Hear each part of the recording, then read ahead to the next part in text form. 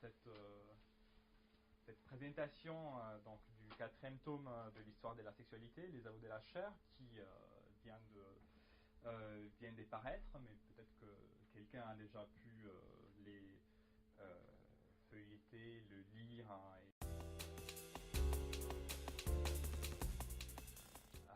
C'est vrai qu'on a on a organisé à la Bibliothèque nationale de France et à Paris 1 les 1er, 2 et 3 février un grand colloque sur Foucault et les pères des Églises, où on a eu déjà pas mal de discussions à propos des aveux de la chair, mais c'était aussi un peu bizarre parce qu'effectivement les publics n'avaient pas la possibilité d'avoir le livre dans les mains. Alors là, c'est peut-être l'une des premières occasions qu'on a effectivement de présenter les livres sortis.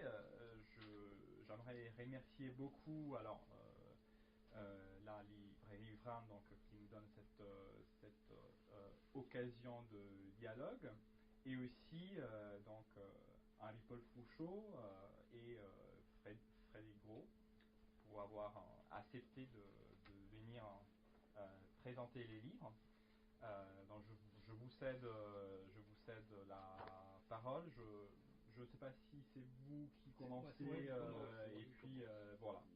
Et donc on fonctionne avec vos 2 interventions en présentation, et puis on aura un temps de dialogue, questions et tout ça. Ok, merci beaucoup. Bon, alors il y a une chose qui est quand même très, très particulière dans le problème de la parution des aveux de la chair, c'est que c'est un livre qui paraît à peu près 35 ans après la disparition de l'auteur. Et je voudrais donc que vous précisez un peu, assez rapidement, les circonstances, les éléments qui nous ont conduit finalement à décider de cette publication. En fait, Michel Foucault a élaboré plusieurs projets d'histoire de la sexualité. Il y a un premier projet qui avait été élaboré en 1976, qui s'était traduit d'abord, je crois que c'était en 1976, oui, par la publication de La volonté de savoir.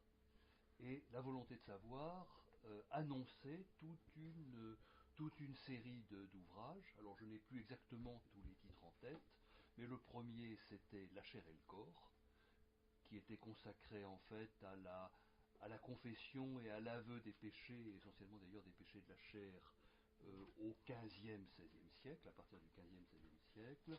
Il y avait ensuite la croisade des enfants. Ah ben voilà, c'était La chair et le corps, la croisade des enfants, la femme, la mère et l'hystérique, les pervers et population et race. Donc 6 volumes. Alors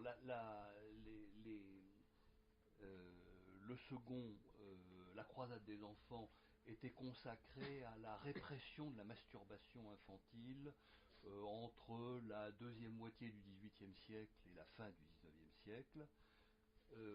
Ces 2 textes-là, d'ailleurs, sont, si on regarde les archives Foucault, en assez large partie rédigés, pas complètement, mais enfin il en reste des fragments rédigés. Et puis les autres volumes sur la mère, l'hystérique, ou les problèmes de la race, vous en trouvez des traces dans les cours de ces années-là, et notamment, et plus particulièrement dans les anormaux. Alors, c'était le premier projet, et ce premier projet, il correspond en gros à la période qu'analysait habituellement Foucault, c'est-à-dire du 16e au 16e, 17e, 19e siècle, qu'on retrouve aussi bien dans dans l'histoire de la folie, qu'on va retrouver dans Les mots et les choses, qu'on retrouve peut-être un peu moins, puisque c'est plutôt fin du 18e siècle, 19e siècle, dans pardon, l'essence de l'alchimie. Oui, ou dans la naissance de la clinique. Bon, enfin, c'était essentiellement la période je dirais, sur laquelle il concentrait ses études. Ça a donc été la première étape. Et puis là, je crois qu'il s'est rendu compte très clairement qu'on ne pouvait pas considérer le 15e, 16e siècle, c'est-à-dire en fait la contre-réforme, comme le point de départ de la doctrine chrétienne ou de l'approche chrétienne de la sexualité, et qu'il fallait remonter beaucoup plus haut. Et dans un premier temps, il est remonté au père de l'Église, c'est-à-dire essentiellement pas le 1er siècle, mais plutôt 2e, 3e et surtout 4e siècle avant Jésus-Christ. Et c'est probablement là qu'il a écrit un premier projet de ce qui sera ensuite les aveux de la chair. Alors on en retrouve des traces à travers le cours de 79-80 sur le gouvernement des vivants, hein, puisque toute l'analyse notamment de la confession, toute l'histoire de la confession, les analyses de l'exhomologèse et de l'exagoreusis telle qu'elle apparaît à travers quelqu'un comme Cassien, se trouve déjà dans les années 79-80. On en retrouve également des traces dans le cours de 74-75 sur les anormaux. Et puis, je pense qu'il y a eu une troisième étape, et c'est probablement la période de rédaction des aveux de la chair, donc entre 1980 et 1982. On en trouve des traces également à la même époque dans des conférences américaines, notamment celle que nous avons publiée chez Vrin sous le titre L'origine de l'herméneutique du sujet. On en trouve également dans des textes inédits, et c'est probablement d'ailleurs ce qui est le plus proche des aveux de la chair. C'est un séminaire qui a été prononcé à New York à la fin de l'année 80, et où on trouve à peu près tout le programme des aveux de la chair. Alors ce séminaire est encore inédit, et nous espérons bien, Daniele Lorenzini et moi, le publier prochainement dans la collection Foucault Inédit chez Vrin. Mais c'est quand même en retrait par rapport aux aveux de la chair, c'est quand même beaucoup moins riche, et notamment sur la dernière partie des aveux de la chair, où là on se trouve devant des textes complètement inédits autour de Saint-Augustin. Mais ça, Frédéric y reviendra, je pense, de plus en détail tout à l'heure. Et puis, je pense alors ça c'est la deuxième étape. Et puis je pense que la troisième étape, c'est Foucault s'est rendu compte à ce moment-là qu'on ne pouvait pas commencer cette histoire par le christianisme, hein, mais qu'en réalité, le christianisme, à ses débuts, reprenait assez largement, tout en les modifiant, une conception de la sexualité qui était apparue, je dirais, dans les derniers siècles de l'Antiquité, et notamment 1er, 2e siècle, hein, et essentiellement d'ailleurs autour des stoïciens. Et c'est ceci qui l'a conduit à faire précéder le projet des deux livres. Au départ, c'était un seul livre, puis il a décidé de le scinder en 2 volumes, qui sont l'usage des plaisirs d'abord, et puis le souci de soi. Et d'ailleurs, ça a une conséquence assez curieuse, c'est que Foucault a fait plusieurs projets d'introduction à son projet. Il y a un premier projet qui était destiné à la chair et le corps, donc démarrage au moment de la contre-réforme. Puis un deuxième projet, il y a eu un projet de préface, mais qu'il n'a jamais complètement rédigé pour les aveux de la chair. Et enfin, le troisième projet de préface, c'est celui qui se trouve, et c'est le définitif, c'est celui que vous trouvez au début de l'usage des plaisirs, et qui commence par cette phrase ce projet commence plus tard que je ne l'avais prévu au commencement, etc. Et c'est ça qui résume un petit peu toute cette remontée dans le temps qui s'échelonne quand même sur plus d'un millénaire. Donc une distance de temps assez considérable. Alors maintenant, deuxième point peut-être, qu'est-ce qu'on a trouvé dans les archives de Foucault, hein? Il y a eu d'abord, en 82, Michel Foucault a remis à Gallimard son manuscrit, et ce manuscrit a été dactylographié.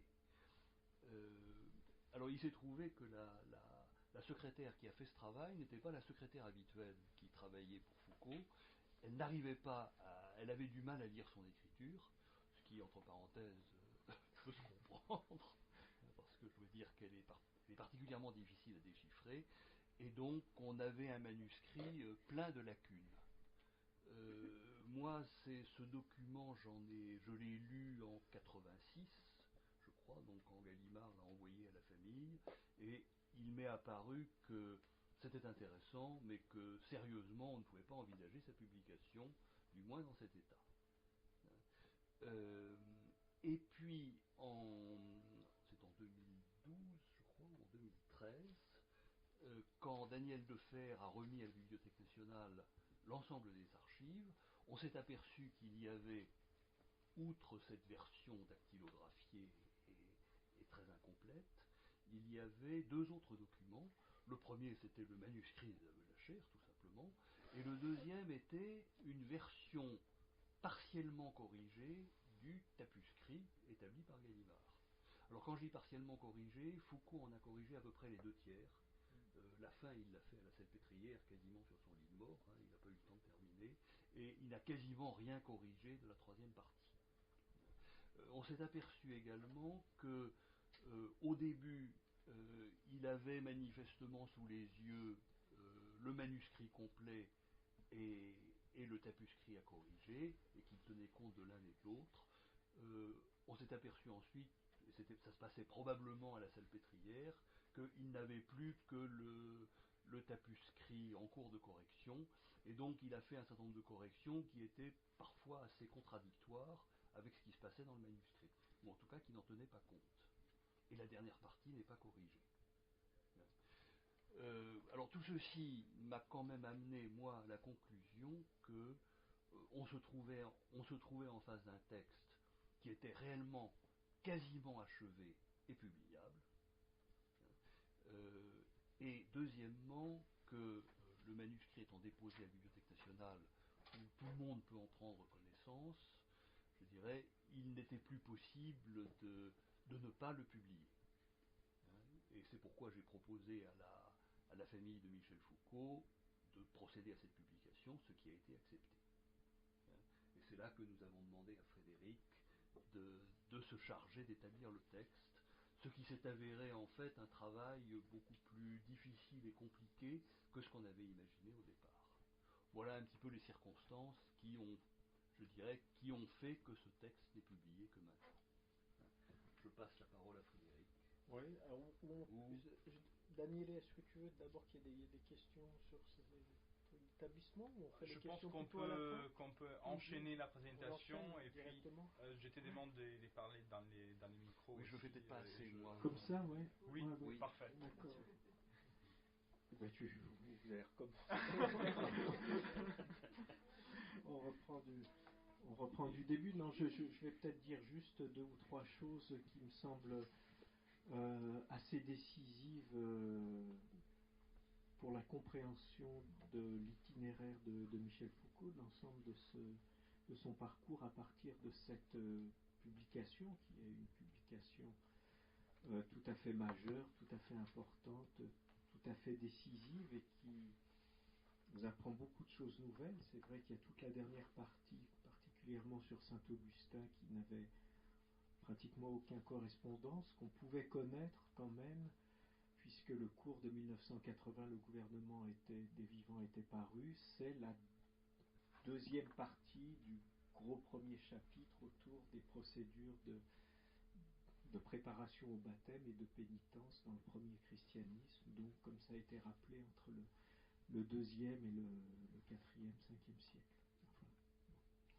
Enfin, il me semble que la première grande remise en perspective décisive que permet ce texte, c'est qu'on avait eu trop tendance, et moi le premier d'ailleurs, à considérer que ce qu'on a l'habitude d'appeler cette espèce de retour de Foucault au sujet.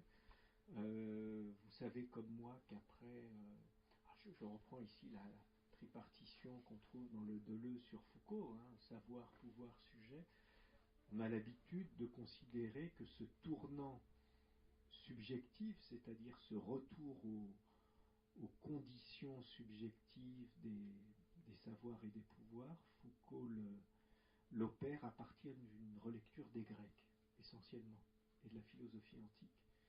Et c'est vrai qu'on s'aperçoit qu'au fond, c'est l'étude du christianisme qui lui a permis, en premier lieu, ce retour. Et qui lui a permis, par un biais, qui est un biais, j'allais dire, qui a à voir avec la thématique du pouvoir, c'est-à-dire par le biais de la gouvernementalité pastorale. Et au fond, la scansion, c'est moins pouvoir-sujet que pouvoir. On dépasse le thème du pouvoir par celui de la gouvernementalité, et particulièrement de la gouvernementalité pastorale. Et la gouvernementalité pastorale, évidemment, elle se centre sur le sujet. Et ça, voilà, ça c'est la première chose. Et du reste, on s'aperçoit maintenant, ça a été rappelé par Henri-Paul Fruchot, que l'étude des doctrines et des pratiques chrétiennes, que ce soit le 2e, 5e siècle ou même le 10e, 17e siècle, a occupé Foucault pendant 5 à 7 ans de son existence, c'est-à-dire au fond bien plus même que son étude sur la philosophie antique. C'est-à-dire qu'on avait assez largement sous-estimé l'importance qu'a pu avoir pour Foucault l'étude des textes chrétiens. Et pourquoi est-ce qu'on l'a sous-estimé ? Parce que c'est resté assez largement souterrain. C'est un travail qu'il effectuait dans les années 77, 78, 79, dont assez peu de choses transparaissaient. Il y a des choses en 78, évidemment, dans le cours sur sécurité, territoire et population. Dans les cours que j'ai pu établir de 81 à 84, on a des indications, mais qui paraissent tellement suggestives et même, j'allais dire, ça semble presque de l'ordre de la généralité un peu vague, le christianisme, qu'on ne s'apercevait pas à quel point tout cela s'enracinait dans une étude tout à fait précise, tout à fait serrée des textes. Donc ça, c'est la première chose. On a mésestimé l'importance qu'a eu la lecture de ces pères de l'Église, notamment pour Foucault dans son itinéraire intellectuel et dans son parcours de recherche. Deuxième chose, il me semble que, c'est peut-être là-dessus que je vais commencer, que ce texte nous permet d'entendre cette formule assez curieuse que Foucault utilise à la fin du cours de 1980, le gouvernement des vivants, donc, où après avoir étudié dans un détail tout à fait précis les procédures de pénitence, les procédures de préparation au baptême et aussi les grandes règles monastiques dans les premiers monastères chrétiens, essentiellement l'œuvre de Jean Cassien, ça a été rappelé aussi, il dit, mais sous forme d'envoi, de provocation, à propos de Freud, et d'ailleurs il ne mentionne pas le nom de Freud, il parle d'un esprit, l'épithète m'échappe ici, je ne sais pas si c'est drôlatique, enfin quelque chose très très ironique, mais qui renvoie à Freud. Et à propos de Freud, et donc de la psychanalyse, il dit « Freud n'aura jamais fait que retourner le gant de l'Église ». Alors qu'est-ce que ça veut dire ? Que la psychanalyse retourne le gant de l'Église. C'est quand même assez particulier. Et il me semble qu'on a des éléments de réponse tout à fait importants ici. C'est peut-être là-dessus que je vais commencer. Bon, avant de commencer, je vais là encore faire une espèce de pré-thèse. Ce livre s'inscrit quand même dans cette démarche générale à propos du christianisme qui consiste à dire on se trompe si on considère que le christianisme est ce qui a rendu notre sexualité triste. C'est-à-dire cette vision qui consiste à faire du christianisme le moment où on va saturer la sexualité d'interdits, de censure, de...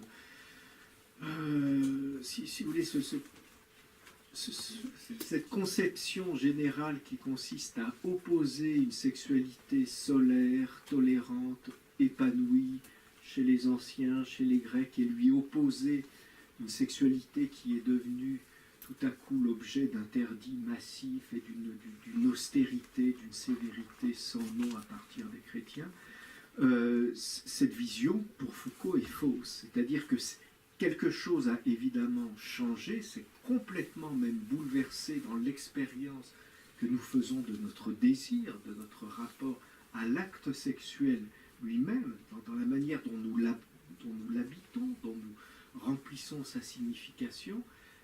Mais cette transformation, elle ne peut pas s'interpréter par le biais de l'apparition d'interdits qui n'auraient jamais existé. C'est la première chose.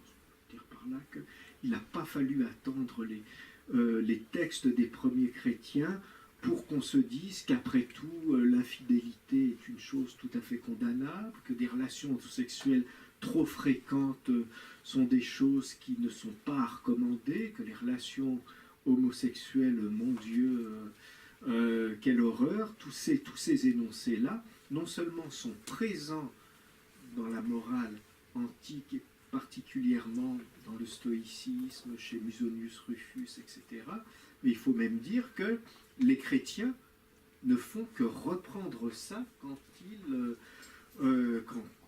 ils constituent un idéal d'austérité et de sévérité sexuelle. Non seulement ils n'ont pas inventé, mais ce qui, en termes de sévérité et d'austérité, apparaît chez les premiers pères chrétiens, ils reprennent ça de la philosophie païenne.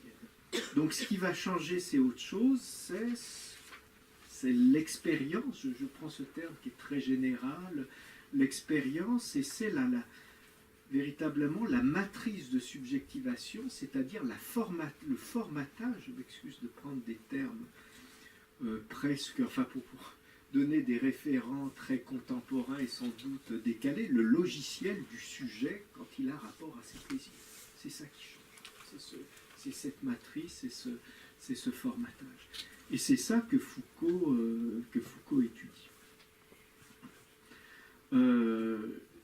J'ajoute peut-être une toute dernière chose pour expliquer aussi un élément de l'architecture générale dont il a été rappelé qu'elle est relativement constante entre 80 et 82.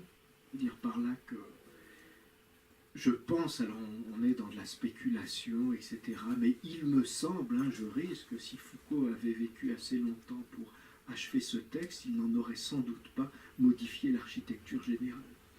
Il l'aurait complété, sans doute. Et c'est vrai qu'on a parfois des passages où on voit bien que Foucault aurait aimé compléter ceci, cela, mais l'architecture générale, sans doute, serait restée la même. Or, dans cette architecture générale, vous l'avez peut-être vu pour ceux qui ont commencé à le lire, Foucault commence par une exploration des textes de Clément d'Alexandrie. C'est-à-dire un christianisme encore qui baigne encore dans la culture grecque, qui baigne encore dans les références platoniciennes, néoplatoniciennes, stoïciennes, etc. Donc un christianisme, par exemple, qui continue à penser la procréation, l'acte sexuel lui-même comme dans la continuité même de l'acte de création. Il faut bien voir que c'est ça aussi qui va changer de Clément d'Alexandrie à Saint-Augustin, mais encore chez Clément d'Alexandrie, on pouvait considérer que quelque chose du mystère de la création et de sa profondeur et de son énergie et de sa force se jouait dans l'acte même de reproduction. C'est ce qu'il a. Toute une insistance sur le concept de synergeia en grec, c'est-à-dire la synergie, le travailler ensemble. Mais ce que repère Foucault assez vite, c'est ce centrage que fait le christianisme sur la sexualité du couple marié. Et ça, c'est quelque chose qui était relativement étranger à la culture grecque. C'est-à-dire la culture grecque avait pu réfléchir le problème du mariage, et notamment la philosophie avec toujours cette éternelle question, ei gaméthéon, faut-il se marier? est-ce qu'on peut concilier la vie matrimoniale et ses contraintes propres avec la vie de contemplation, avec les exigences de la théoria? Peut-on être à la fois philosophe et marié? Et si on est marié en étant philosophe, quelles règles de convenance doit-on avoir avec le partenaire? Tout ça, évidemment, avait été étudié. De la même manière qu'il y avait eu des études sur la sexualité et le péril de la sexualité, au sens où il s'agissait quand même d'une espèce d'emportement avec une dynamique un peu violente qui risquait d'emporter le sujet. Donc, beaucoup de considérations chez les médecins depuis Hippocrate à propos de la sexualité sur quand, comment, à quelle saison, combien de fois, et selon quel âge, ça, c'est-à-dire le problème du kairos, hein, c'est-à-dire voilà, déterminer l'opportunité de l'acte sexuel, et c'est celle-là qui va varier. Mais ce qu'on voit dès Clément d'Alexandrie, et je crois que c'est un peu la force du livre de commencer par là, parce que il va y avoir un effet d'écho avec ce qu'il va dire à propos de Saint-Augustin, puisque je vous rappelle que la troisième partie, c'est être marié. Vous avez cette obsession du christianisme quand même sur la sexualité du couple marié. Il y a bien sûr une obsession, comment dire, une importance de la thématique de la virginité dans le christianisme, et si vous voulez, qui est une manière décalée, j'y reviendrai peut-être, de poser le problème de la sexualité, puisqu'il s'agit précisément de rester continent et de ne pas inclure dans son existence ce mode relationnel, à savoir des actes sexuels avec un autre. Mais au fond, je crois que c'est une des leçons de ce premier chapitre sur Clément d'Alexandrie, à savoir ce qui intéresse le christianisme, c'est la sexualité des gens mariés. Alors, pour quelles raisons, il l'explique surtout là. On trouve, alors je prends ce premier chapitre que j'ai intitulé, parce que c'est vrai que Foucault n'a pas mis systématiquement les titres et qu'il a fallu les rajouter, alors on a pu céder d'ébauches de plans qu'on pouvait trouver ici et là, mais j'ai intitulé cette première partie « La formation d'une expérience nouvelle » pour montrer qu'il y avait quelque chose de très, à la fois de très introductif, et en même temps qui peut nous sembler nous déporter assez loin du problème de la sexualité. Ce que je veux dire par là. Alors, les 50 premières pages sur Clément d'Alexandrie, c'est assez clair, il est question de sexualité. Pourquoi? Parce que Foucault va rechercher dans le pédagogue, dans les stromates de Clément d'Alexandrie, essentiellement les passages qui concernent la sexualité. Et ensuite, on a quand même une 50aine de pages, c'est peut-être même un peu plus long, d'un texte tout à fait fouillé, tout à fait précis, sur des choses qui concernent quoi? La préparation au baptême, le rite de la pénitence, les premières règles monastiques, et d'ailleurs c'est tout ce développement-là qui est entièrement repris dans le gouvernement des vivants, et ce développement-là, quand on l'avait lu dans le gouvernement des vivants, on n'imaginait pas que ça pouvait se retrouver dans un texte sur l'histoire de la sexualité, puisque jamais il n'était question du problème de la sexualité. Quand il s'agit de savoir comment se préparer au baptême, quand il s'agit de savoir est-ce qu'on a une seconde planche de salut, si on a péché, mais quand je dis le péché, c'est pas... Je veux dire, la fornication n'est qu'une dimension du péché. Vous savez fort bien comme moi que l'idolâtrie ou le crime de sang sont des transgressions tout aussi importantes, des péchés tout aussi majeurs que la fornication, que le péché de fornication. Et là, on comprend mieux, me semble-t-il, pourquoi est-ce qu'il y a cette insistance de Foucault sur le problème du baptême, de la pénitence, mais aussi sur le problème des règles monastiques. Alors je vais prendre, parce que je ne veux pas non plus être trop long, et puis la démonstration est peut-être un peu plus rapide à faire, je vais prendre l'exemple des règles monastiques pour essayer d'illustrer ça. Pour ce chapitre qui s'appelle d'ailleurs l'art des arts, hein, c'est moi qui l'ai intitulé comme ça, art des arts, ars satium, techné, c'est quoi les technones, voilà. Techné, technone, c'est une expression qu'on trouve chez Grégoire de Nazianz. L'art des arts, c'est la manière, cette technique des techniques, cet art des arts, c'est la manière dont on va qualifier l'art de diriger les consciences. C'est-à-dire ce qui se met en place comme technique de direction entre un maître ou un ancien, comme on pouvait dire dans les monastères, et puis un disciple.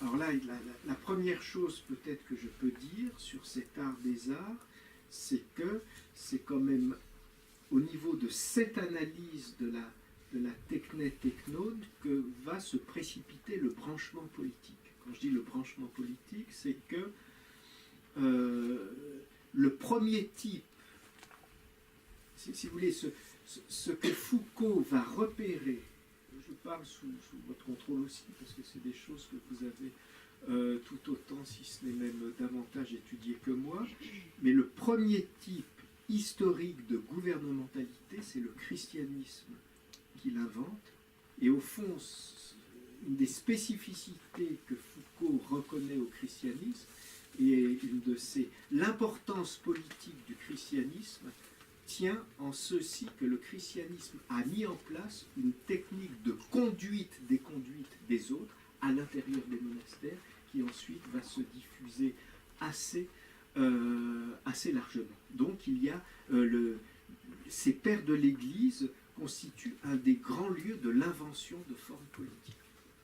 Je crois que c'est quelque chose de tout à fait important et qui d'ailleurs explique à mon sens le fait que on retrouve, c'est vrai que j'ai mis ça en annexe parce que ça n'apparaissait pas dans le manuscrit, ce qu'on appelle le manuscrit avec Henri Paul, mais là encore on peut intervenir, c'est au fond 2 boîtes, et ces boîtes reproduisent, mais sous une forme, j'allais dire, écrite à la main, reproduisent le tapuscrit qui avait été laissé chez Gallimard.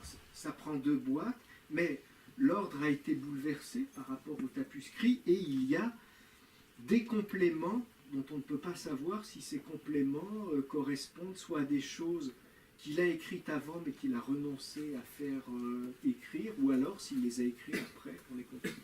En tout cas, il y a tout un complément qui concerne justement la gouvernementalité pastorale, et tout ce texte qu'on connaît aujourd'hui, ceux qui ont lu Foucault, ça leur dit sans doute quelque chose, cette fameuse conférence Omnes et Singulatim, tout ce travail, eh bien ça prenait place évidemment dans la continuité des aveux de la chair, puisque c'est une forme de gouvernementalité. Donc, première chose, le christianisme va être, il faut bien voir ça, c'est-à-dire que ce que tente de faire Foucault dans ce texte par rapport à une version, comment dire, facilement nietzschéenne du christianisme, qui consiste à dire, vous savez, le christianisme c'est quand même l'invention de la faute, de la culpabilité, etc. Et puis même de la séparation avec le politique, c'est-à-dire entre, je prends une palette très large et très très inégale, de Hegel à Onfray en passant par Nietzsche, etc. Enfin Nietzsche c'est très compliqué, en tout cas certaines provocations de Nietzsche. C'est vrai que l'intérêt de Foucault, c'est d'aller, de tenter de décaler notre représentation commune du christianisme, en montrant d'abord qu'il y a que le christianisme est le lieu d'une invention politique fondamentale, cette gouvernementalité pastorale, et deuxièmement, je continue sur ces règles monastiques mises en place par Cassien, le lieu d'invention d'une obligation de vérité tout à fait spécifique. Quand je dis une obligation de vérité, il faut s'entendre dans toutes les religions. Le propre d'une religion, c'est de contenir en elle des obligations de vérité sous la forme d'un certain credo. Appartenir à une religion, c'est s'engager à adhérer à un certain nombre de contenus dogmatiques qui varient selon les religions. Et donc c'est vrai qu'il y a des obligations de vérité dans le christianisme, et quand vous récitez le credo chrétien, ce sont des contenus de dogmes qui défilent, auxquels on adhère ou on n'adhère pas. Il me semble que l'importance de ce livre de Foucault, c'est de nous montrer que très tôt, assez tôt, le christianisme va doubler cette obligation de vérité d'une autre série d'obligations de vérité que sont l'obligation de vérité que nous avons par rapport à nous-mêmes, c'est-à-dire nous devons prendre conscience, prendre connaissance, prendre conscience de la vérité de nous-mêmes et cette vérité la verbaliser à un autre. Ça, c'est un autre type d'obligation de vérité dont il repère quelques traces dans l'exhomologèse, tout en notant que dans l'exhomologèse, c'est plutôt une manifestation corporelle de la vérité plutôt qu'une verbalisation.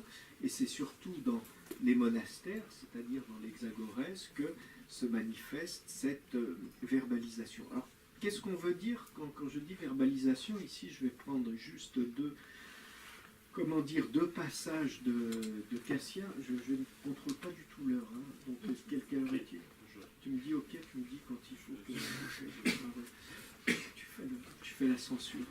Encore un quart d'heure. Si encore un quart d'heure, oui. Donc, chez Cassien, vous avez deux énoncés dont on voit que Foucault les reprend plusieurs fois. C'est-à-dire, on sent qu'il a trouvé que là que c'était des choses tout à fait fondamentales. Cassien, c'est donc ce chrétien qui, dans l'Occident chrétien, va assurer la mise en place des premières structures monastiques et donc définir les premières règles. Avec peut-être en arrière-fond toute l'expérience des pères du désert. Ça apparaît en Occident. Première règle, Cassien dit quelque chose, je cite de mémoire, à peu près comme quand tu es un disciple, pour mieux obéir, cette espèce de précédence, elle est capitale. Hein. Pour parvenir à une obéissance parfaite, il faut que, quand quelque chose te traverse, représentation, désir, image, etc., tu en fasses aussitôt le support d'un discours que tu adresseras à l'autre. C'est-à-dire que tout ce qui te traverse, toute fantasia, pour prendre le terme grec, toute représentation qui te traverse, doit devenir le référent d'un discours que tu dois adresser à l'autre. C'est-à-dire à l'ancien en lui disant, voilà ce qui m'est traversé comme pensée, comme désir, à tel moment. Première chose. Et tout cela pour mieux obéir. Et deuxième chose que dit Cassien, quand tu as une pensée, plutôt que d'en examiner la conformité, essaye d'en repérer l'origine. Qu'est-ce que ça veut dire? Et ça, je trouve, c'est tout à fait fondamental. Foucault le repère comme fondamental et il prend un exemple. Et l'exemple qu'il prend, c'est celui du jeûne.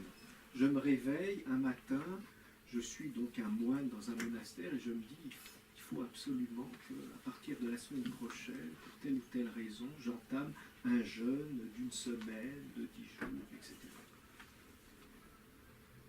Alors après, si vous voulez, examiner la correction de cette représentation consiste à dire, est-il bon de jeûner? Oui, il est bon de jeûner parce que le jeûne, précisément, me permet d'intensifier un rapport ascétique à la nourriture, etc. Et après, ce que va dire Cassien et qui est fondamental pour Foucault, c'est qu'il faut aussitôt me poser la question, mais qui m'inspire cette volonté de jeûne? Est-ce que je veux vraiment jeûner ou alors est-ce que ça ne serait pas le diable, le malin, Satan, qui m'inspire ce désir de jeûne afin de m'affaiblir et de pouvoir m'accaparer? C'est-à-dire que quand je vous dis il faut interroger l'origine, c'est que Foucault repère ici de manière tout à fait impressionnante à mon sens le moment où je vais dédoubler la scène intérieure. Qu'est-ce que j'appelle dédoubler la scène intérieure? C'est-à-dire que j'ai une pensée, j'ai un désir, je suis obligé de me dire jusqu'à quel point est-ce que quand je désire ça, quand je pense ça, je ne suis pas désiré par un autre, je ne suis pas pensé par un autre. C'est ça le dédoublement. C'est-à-dire qu'au lieu simplement ce qui était les exercices stoïciens classiques qui consistent à dire est-ce que je vois bien ce que je vois, est-ce que ce que je vois correspond bien à l'objet qui est vu, c'est-à-dire est-ce que ma représentation ne relève pas de l'illusion parce qu'elle est brouillée par autre chose. Là, le problème, ce n'est pas le référent du réel. Le problème, c'est la manière dont ce que je pense, c'est moi-même qui le pense véritablement, ou si ça ne m'est pas inspiré. Quand je disais tout à l'heure, retourner le gant de l'Église, c'est que vous voyez bien qu'au niveau de la matrice de subjectivation, se met en place quand même dans l'impératif et l'injonction d'une verbalisation indéfinie de ce qui m'arrive, et d'une interrogation perpétuelle de l'origine de mes pensées, un dispositif que reprend évidemment la psychanalyse. Mais pourquoi est-ce qu'elle retourne ça comme le gant de l'Église? C'est qu'il est évident que dans le dispositif chrétien, la finalité de ces deux principes, c'était quoi? D'abord obéir, je l'ai dit, et ensuite renoncer à soi. C'est quoi le retournement du gant de l'Église? C'est qu'en reprenant le même dispositif, la psychanalyse va dire c'est comme ça que tu vas te libérer, et c'est comme ça que toi-même, je reprends la phrase de Freud, là où c'était le je doit advenir, c'est-à-dire c'est pas du renoncement à soi, c'est au contraire de la construction positive du sujet. Après, toute l'ironie de Foucault, c'est de savoir est-ce que ce retournement n'est pas juste, est-ce que cette liberté n'est pas que le revers d'une obéissance, enfin tout ce que vous voulez, mais il me semble que sur cet aspect-là, ça apporte des choses pour moi, en tout cas fondamentales. Je continue très vite. L'importance sur la virginité. Pourquoi est-ce que vous avez quand même une centaine de pages tout à fait précises sur tous les grands traités de la virginité qui vont des premières indications de Tertullien jusqu'à Cassien encore une fois, mais aussi en passant par Basile d'Ancire, Grégoire de Nice, Saint Jean Chrysostome, etc. Et Méthode d'Olympe, oui, Méthode d'Olympe qui fait...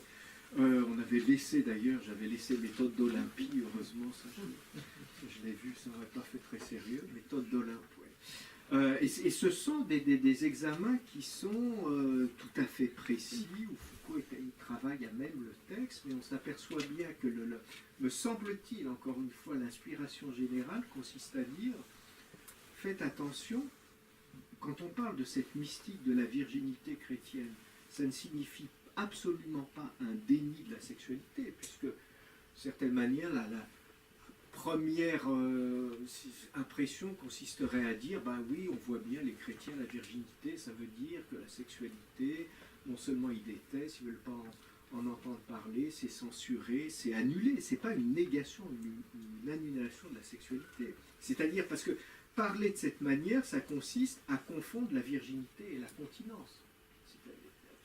Ce qu'il essaye de montrer, c'est d'abord que l'état de virginité, c'est pour ça que j'ai tenu à garder en titre général « être vierge », parce qu'il y avait « être marié », parce que ce qu'il examine, c'est cet état.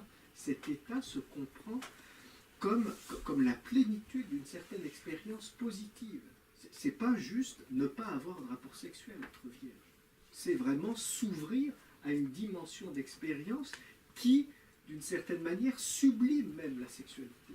Parce qu'il est question quand même des fusions, il est question des fusions mystiques, il est question d'épousailles avec le Christ, il y a toute une manière dont la virginité constitue un moment dans cette méta-histoire de l'Église avec chacun d'entre nous, de l'Église avec le Christ, des vierges avec le Christ. Enfin, tout ça prend une certaine épaisseur, et surtout, de manière très paradoxale, mais cet état de virginité oblige chacun, enfin, pour autant qu'il fait ce choix et qu'il constitue cette technique de la virginité, à poser la sexualité au centre de son existence. Pourquoi? Parce que ça aussi, c'est quelque chose qui est tout à fait important chez Foucault. Et d'ailleurs, c'est ce texte-là qu'il avait laissé paraître en 83, Le combat de la chasteté.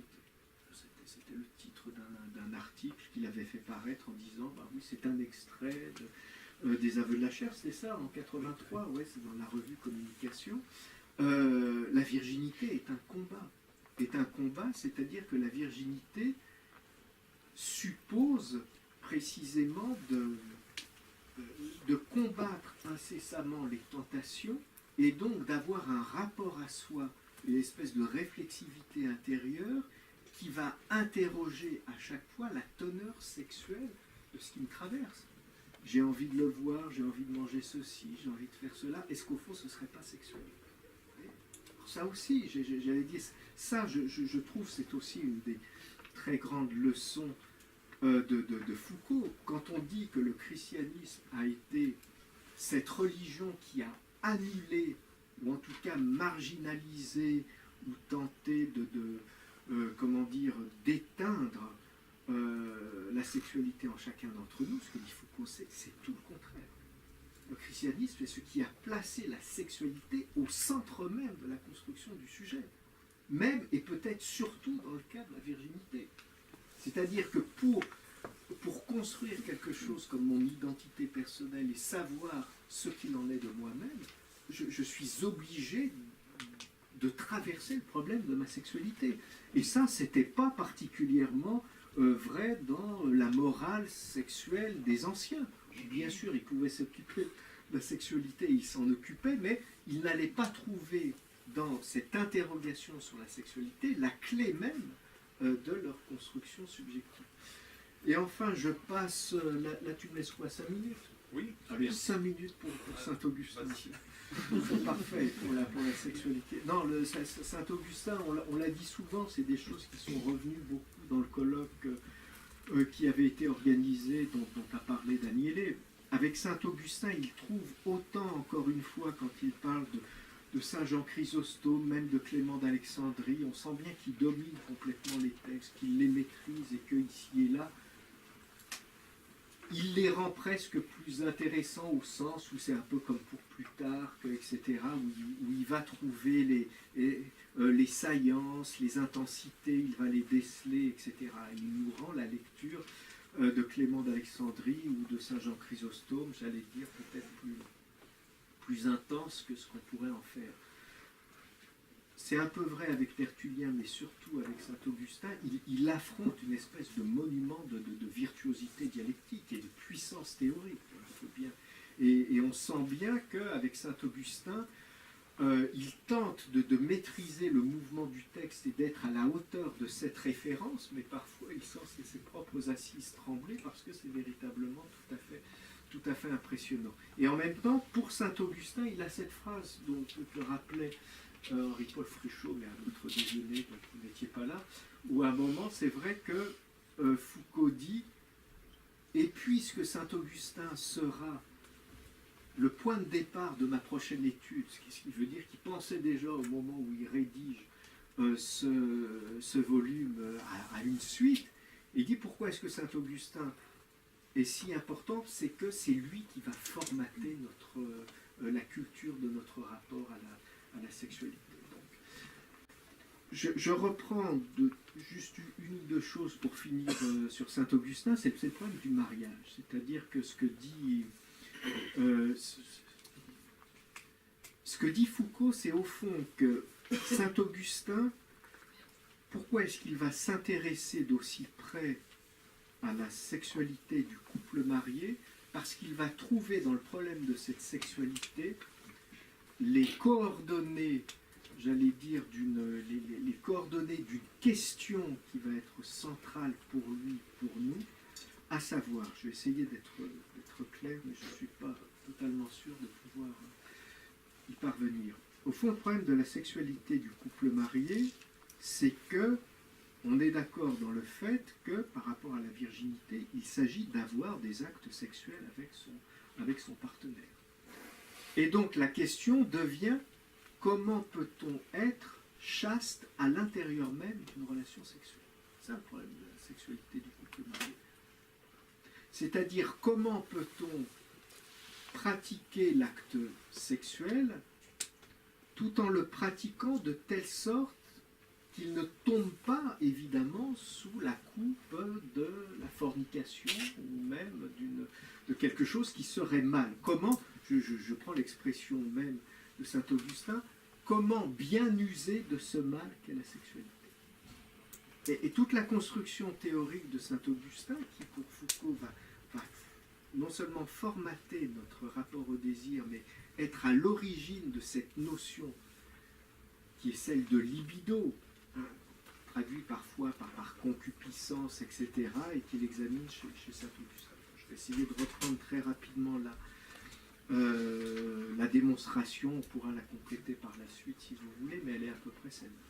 D'abord, au niveau simplement doctrinal, saint Augustin tente de démontrer qu'il y a une sexualité au paradis. Alors c'est des débats qui peuvent nous sembler exotiques, vraiment, mais complètement baroques, complètement inadéquats, mais l'espèce de force de provocation de Foucault, c'est consistait à dire que quelque chose qui nous paraît aussi insensé que de savoir si Adam avait ou non des érections volontaires ou involontaires au paradis, c'est ça qui détermine le formateur de notre sexualité. Parce qu'il faut bien voir que, ça peut vous sembler surprenant, mais que tout le problème est là. C'est-à-dire, qu'en était-il de l'excitation sexuelle?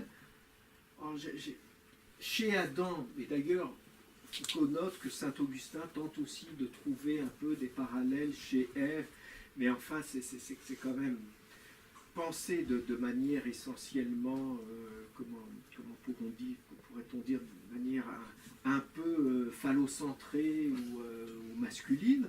En tout cas, qu'en est-il donc de cette sexualité d'Adam? Parce qu'il admet qu'il y en a une. Vous pouvez avoir des positions doctrinales qui consistent à dire quelque chose comme l'acte sexuel commence après la chute, et au fond, au paradis, bien sûr que non, il n'y avait pas d'acte sexuel. Et justement, c'est quoi l'histoire de la libido? C'est de dire que quelque chose de la libido, c'est ce qui se rajoute à l'acte sexuel après la chute. C'est le propre de l'acte sexuel au paradis, c'est qu'il se passe sans libido.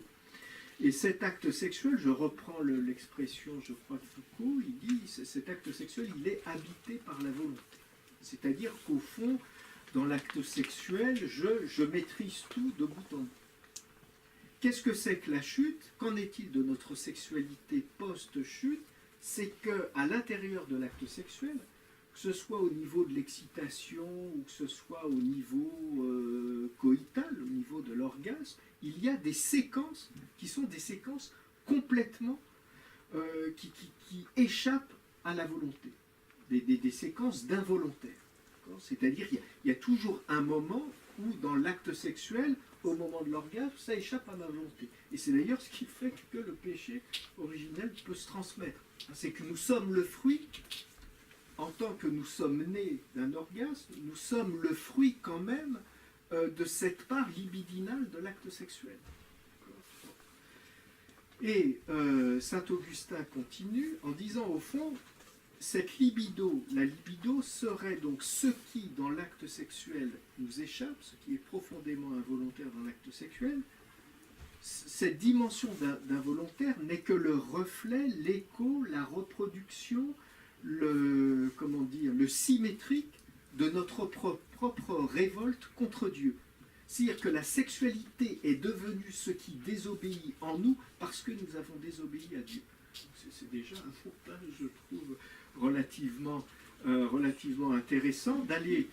Alors, après le problème de saint Augustin, ça va être de dire, et c'est là qu'il est en lutte avec Pélage, etc., parce que ça devient très compliqué et en même temps magnifique pour Foucault, et on le comprend, si je fais de cette dimension, mettons, coïtale ou excitationnelle de la sexualité quelque chose de purement involontaire. On pourrait se dire, après tout, c'est du déterminisme, c'est complètement innocent, puisque j'y peux rien.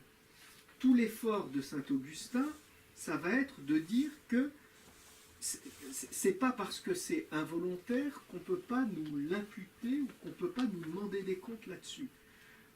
Ce que je veux dire par là, c'est qu'il va falloir déterminer, pour essayer de... On est à l'intérieur de la sexualité du couple marié, pour essayer de déterminer quel est le bon acte sexuel, il faut que je puisse avoir un rapport intérieur où, au moment où j'ai des relations sexuelles, je finalise ces relations sexuelles par quoi? Même pas. Alors ça, c'est aussi une autre provocation de Foucault à propos du christianisme. Quand je dis que c'est une provocation de Foucault, c'est peut-être aussi une provocation du christianisme lui-même, qui consiste à dire qu'il faut arrêter de dire que le mariage n'a pour fin que la reproduction. C'est assez secondaire. Pourquoi est-ce qu'on a des relations sexuelles dans le mariage? C'est pas seulement pour la reproduction, c'est d'abord pour tenter de sauver l'autre de la fornication. Et donc c'est un service qu'on rend à l'autre. C'est-à-dire, il faut avoir, d'où l'idée du devoir conjugal, il faut avoir des relations sexuelles avec l'autre, parce que si on n'a pas de relation sexuelle, on expose le partenaire à la fornication. Donc il faut, en ayant des relations sexuelles, se dire, je le fais, mais je le fais. Enfin, ça devient un peu compliqué quand même, hein, d'accord, hein. Mais ça devient un peu compliqué, mais en même temps, on voit que ce qui s'ouvre, ce qui prend volume, c'est une scène intérieure. Quand je dis que c'est une scène intérieure, c'est que, et je vais m'arrêter là-dessus, c'est que toute la démonstration de Foucault consiste à dire qu'à partir de Saint-Augustin, la sexualité se subjective complètement, parce qu'elle devient le problème du sujet. Qu'est-ce que je veux dire quand je dis qu'elle se subjective, qu'elle devient le problème du sujet? Vous pouvez concevoir une régulation de la sexualité qui est une régulation par les actes. C'est-à-dire, vous pouvez dire, vous avez le droit, mais à tel moment, dans telle position, avec tel ou tel partenaire. Au fond, j'allais dire, ce seraient peut-être les trois référents de la sexualité normée. On peut vous dire, oui, telle position, tu as le droit, l'autre non, tel partenaire, oui, tel autre non, ou à tel moment, oui, tel autre non. Et c'est ça qui va déterminer la bonne et la mauvaise sexualité, vous êtes d'accord? Là, à partir de Saint-Augustin, c'est pas à ce niveau d'une régulation extérieure que va se jouer la différence entre la bonne et la mauvaise sexualité. C'est dans la manière dont moi, quand je pratique l'acte sexuel, je vais me positionner par rapport à ce moment de l'orgasme, par rapport à ma propre excitation, et dont je vais tenter de ne pas l'accompagner par... de ne pas si vous voulez, la manière dont je ne vais pas prendre plaisir au plaisir que produit l'acte sexuel. C'est ça le problème. C'est-à-dire, l'acte sexuel produit un plaisir, je ne peux pas faire autrement. Cela dit, il ne faut pas non plus prendre plaisir à ce plaisir. D'accord ? Et toute cette exploration qui est, j'allais dire, très fine et très complexe, d'une part, alors c'est presque intéressant parce que c'est vrai qu'aujourd'hui, avec les problèmes du harcèlement sexuel, l'espèce de triangle entre le politique, le dire vrai, la parole, le libérer ou non, et la sexualité est très présent, et on voit que Foucault l'examine, et toujours à partir du problème du consentement, mais pas du tout dans la structure relationnelle, c'est-à-dire jusqu'à quel point on peut considérer que tel ou tel a consenti au plaisir de l'autre, mais là le problème c'est le consentement à son propre plaisir ou à son propre désir. Bon voilà. Daniele, je m'arrête. Hein, Parfait. Je te le relaisse en tant que maître de cérémonie la parole. Merci beaucoup. Alors, merci beaucoup pour vos deux interventions. Donc je pense que on peut ouvrir du débat s'il y a des questions, s'il y a des remarques, des curiosités que vous avez en tête, ou des commentaires, ici ou dans les fonds. Oui. J'aurais deux questions. La première, c'est que Foucault avait dit rien de posthume, hein, je crois. Bon, donc, Pas de publication pas de posthume. publication posthume. Alors, bon, comment vous négociez avec cette idée oui, je ne sais pas qui est responsable de la publication, quoi.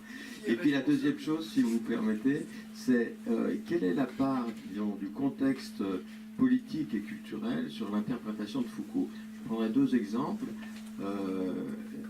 Le tournant du sujet. Je veux dire, c'est le contexte des années, de la fin des années 70, début des années 80, c'est la dissidence, c'est l'antitotalitarisme, etc. Bon, tout un contexte qui tourne autour du sujet. Et puis l'autre, c'est la critique de la psychanalyse, bon, qui est un des quand même thèmes principaux de Foucault. Et donc, en quoi ces deux éléments-là, disons, modifient la lecture que Foucault a des textes anciens? Je vais peut-être répondre pour la première question. Je suis très lâche. Hein. C'est pas moi qui ai pris la décision. On m'a demandé de faire un boulot, je l'ai fait. Alors, Foucault a manifesté, et jusqu'à la fin de sa vie, même quand il était hospitalisé à sa vitrière, sa volonté de publier Les Anneaux de la Chèvre.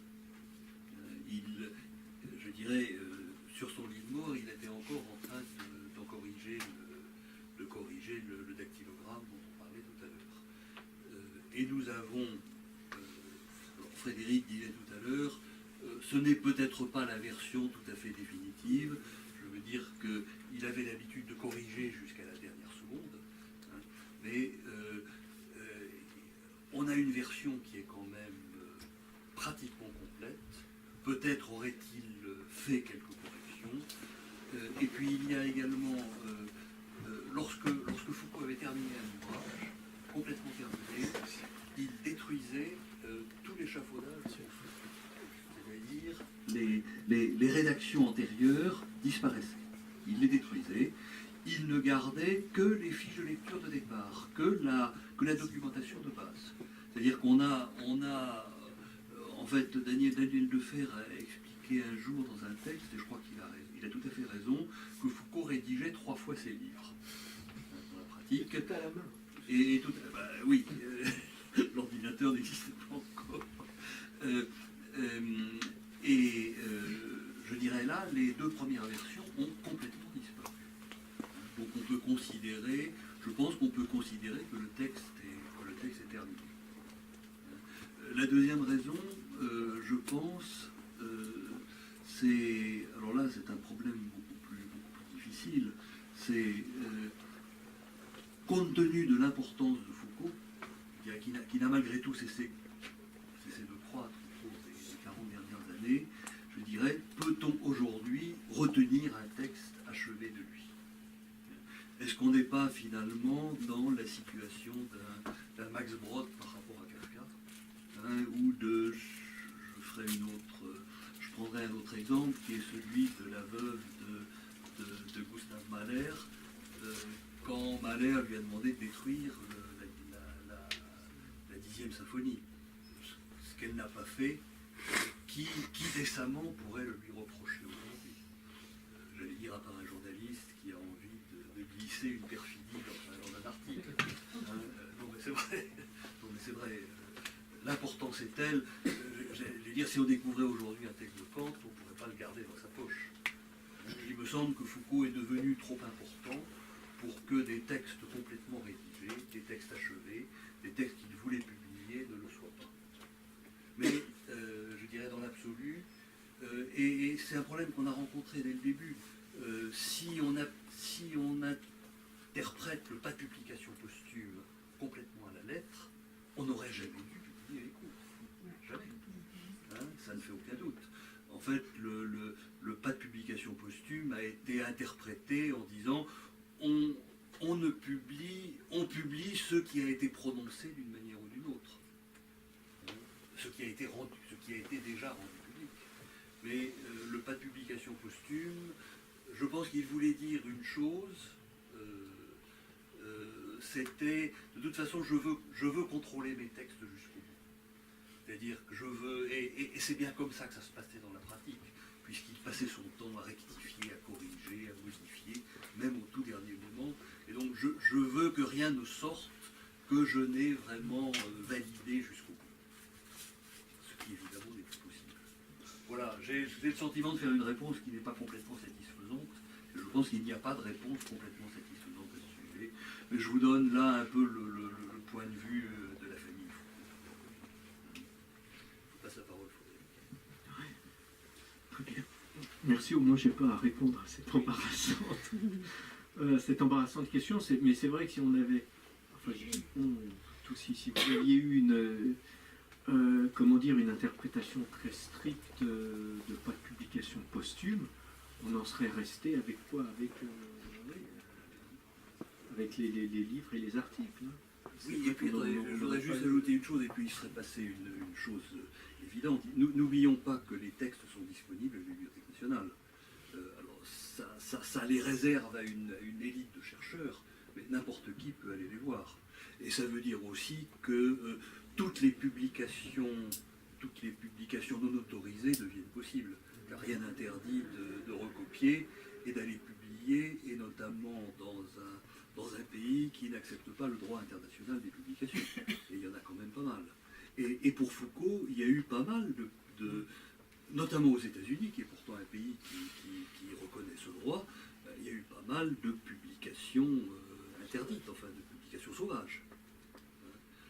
Je pense aux conférences sur la parésia, par exemple, je pense aux conférences de Dartmouth et d'autres.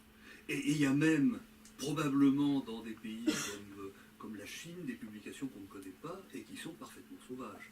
Donc je suis à peu près persuadé que les aveux de la chair auraient été publiés dans les 5 prochaines années, et probablement pas, certainement pas aussi sérieusement que ça a pu l'être. Et nous tenons malgré tout à ce qu'il y ait d'abord une publication en français, chez un éditeur reconnu, avec un apparat critique, et non pas des publications plus ou moins fantaisistes. Alors par publication fantaisiste, je peux vous donner un exemple. Enfin, c'est les conférences sur la parésia telles qu'elles ont été publiées aux États-Unis et que vous les trouvez sur Internet encore, hein, où le texte a été complètement réécrit par la personne qui l'a publié. Donc c'est ça aussi qu'on voulait éviter. Alors après, pour la deuxième question, puisque les deux sont liés, c'est-à-dire la manière dont ce retour au sujet doit pouvoir se lire à travers une intensité historique d'époque, je crois qu'effectivement la critique du totalitarisme a été très très importante, et le problème de la dissidence. Et du reste, c'est vrai qu'on pourrait dire que sur ce point, Foucault et Arendt ont eu à peu près la même trajectoire, c'est-à-dire qu'après avoir décrit Foucault dans Surveiller et punir, et Hannah Arendt dans le système totalitaire, l'objectivité des systèmes de captage, hein, des dispositifs de pouvoir, etc., se pose quand même la question comment les sujets se sont épinglés dessus. C'est-à-dire que ce qui restait ininterrogé, c'est la manière dont, une fois qu'on a décrit un système, se pose le problème quand même de la manière dont chacun fait vivre ce système. Et y participe, et dont il n'est pas possible, en tout cas, de considérer simplement que les individus sont les pures projections ou les purs résultats du système. Et c'est vrai qu'on trouve aussi bien chez Arendt que chez Foucault cette même manière d'en revenir à des références antiques et à Kant.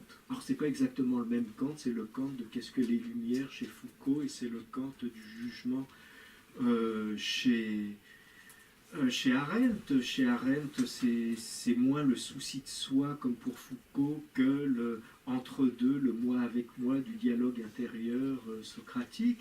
Mais on s'aperçoit bien que c'est la même chose, c'est-à-dire jusqu'à quel point est-ce qu'on peut ou non interroger le sujet pour y trouver des noyaux de résistance, des possibilités de résistance. Donc ça, c'est la première chose. Et pour la deuxième chose, oui, c'est vrai que cette critique de la psychanalyse, elle est, comment dire, elle est présente en ceci que, on pourrait dire les choses comme ça, à partir du moment où on tente de montrer que le dispositif d'herméneutique de soi, c'est-à-dire une espèce de connais-toi toi-même avec ce dédoublement de la scène intérieure dont j'ai parlé, c'est ça qui est très important chez Foucault, parce que connais-toi toi-même, ça ne veut pas simplement dire accompagne chacun de tes actes d'une conscience forte et sois à la verticale de toi-même au moment où tu agis. Ça, c'était tout à fait grec. Au fond, le sage doit se connaître lui-même, c'est-à-dire doit s'accompagner et intensifier la présence à soi. Là, il ne s'agit pas d'une intensification de la présence à soi dans la connaissance de soi. Il s'agit de la possibilité à chaque fois de dire, mais est-ce que ce que je pense, ça n'est pas pensé par un autre? C'est ce qu'il appelle le problème de l'origine, qui est, voilà, et comment est-ce que ce que je pense n'est pas pensé par un autre? Pour tenter de déterminer si c'est ou non pensé par un autre, il faut que ce que je pense, je l'adresse à un autre, c'est-à-dire à un directeur de conscience. C'est ce que j'appelle le système de la double altérité. Et ça, c'est un dispositif qui est le dispositif de l'analyse, dont Foucault dit, et je trouve cette espèce de provocation qui pour moi m'intéresse, que c'est notre manière à nous d'obéir.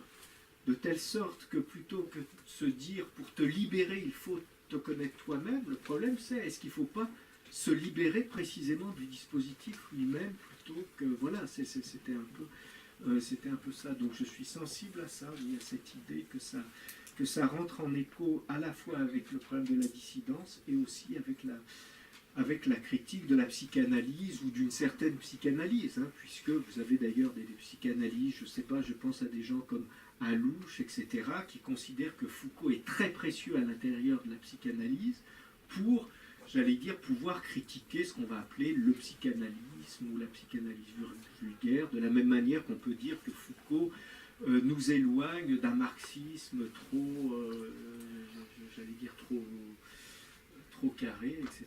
Oui, il y a un principe d'inquiétude qui est tout à fait certain.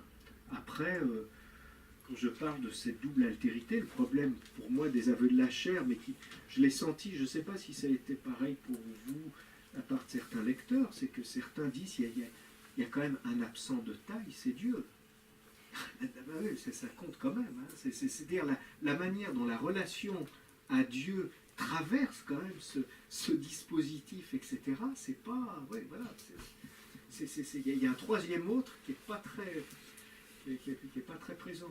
Et c'est assez... voilà, c'est vrai que c'est intéressant aussi la manière dont ce texte oui, laisse de côté, mais parce que c'est son dispositif d'écriture, hein, laisse de côté le rapport à Dieu, le rapport profondément, enfin strictement sacré, religieux, etc. Ouais. Vas-y. J'ajoute peut-être deux, trois éléments, mais sur ces points-là qui me semblent intéressants. Par exemple, la lecture que Foucault donne de Saint-Augustin. Alors, vous la retrouvez confirmée dans les... Je sais pas, ça, ouais, vous êtes désagréable aussi. Voilà, c'est ça, il faut parler plus vers la droite. Je me mets là. Voilà. Ça va mieux? Ok, pardon. Donc, la lecture que Foucault donne effectivement de Saint-Augustin, d'ailleurs, vous la trouvez esquissée, je dirais, dans ses lignes principales, dans les grands textes d'Illet dans les années 70 sur la volonté, sur l'histoire de la volonté. Vous trouvez une allure très arendtienne de la réflexion de Foucault sur la volonté divisée chez Saint-Augustin. Hannah Arendt, au début des années 70, interprète Augustin comme l'inventeur de la volonté, la naissance moderne du terme. Et c'est un petit peu la même thèse que Foucault aimait aussi, et Foucault, tout comme Arendt, de manière, je pense, tout à fait indépendante, l'un de l'autre, interprète cette notion de volonté moderne comme le fait que il y a une division dans la volonté elle-même, c'est-à-dire il ne s'agit pas d'opposer la libido, comme tu as parlé justement de la libido en tant qu'élément involontaire, mais c'est que Foucault essaye de dire, et c'est que Arendt aussi avait dit dans The Life of the Mind, cet involontaire qui est introduit par la libido c'est un involontaire qui reste intérieur, interne au champ de la volonté. C'est pas la volonté qui s'oppose à quelque chose d'extérieur. C'est dans la volonté elle-même, c'est créer une sorte de point, d'aspect involontaire qui échappe. Et alors, tu disais l'écran absent, c'est Dieu. C'est vrai que Foucault, à un certain moment, parle de la grâce, mais c'est vrai qu'il la laisse un petit peu de côté. Alors, la solution de Saint-Augustin, évidemment, c'est comment est-ce que peut-on donc être sûr de vouloir les biens? C'est la grâce. C'est la grâce. Hein. On n'est jamais sûr, nous, de pouvoir vouloir les biens, parce que c'est notre volonté elle-même qui est divisée. C'est la grâce divine, hein, qui nous permet, hein, de vouloir les biens. Et ça, c'est une chose sur laquelle Dillet, par exemple, insistait beaucoup. C'est vrai que Foucault la cite, hein, mais en même temps, c'est vrai qu'il est plutôt intéressé à cette idée de la division de la volonté. Un autre élément peut-être que je voulais ajouter, c'est que c'est très intéressant. Alors, tous ces débats sur les sexes au paradis, c'est qui nous semble très exotiques et tout ça, ça fait l'objet de 2 ouvrages qui sont publiés en 1988 et qui sont entamés à peu près dans les mêmes années, je dirais à partir de 82-83, d'une part par Peter Brown dans The Body and Soul Society, donc les corps et la société, et d'autre part par Ellen Pagels, qui est une très fameuse